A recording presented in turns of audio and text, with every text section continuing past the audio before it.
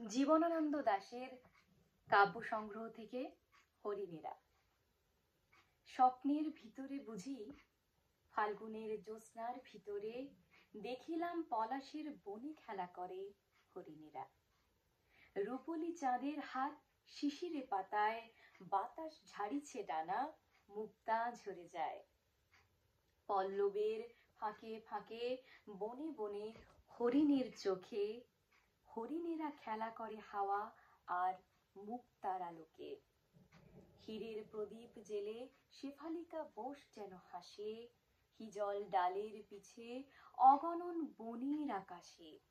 বিলুপ্ত ধূসর কোন পৃথিবীর শেফালিকা আহা, ফাল্গুনের জ্যোৎস্নায় হরিণেরা জানে শুধু তাহা। বাতাস ঝাড়িছে ডানা, হীরা ঝরে হরিণের চোখে, হরিণেরা খেলা করে হাওয়া আর মুক্তার আলোকে।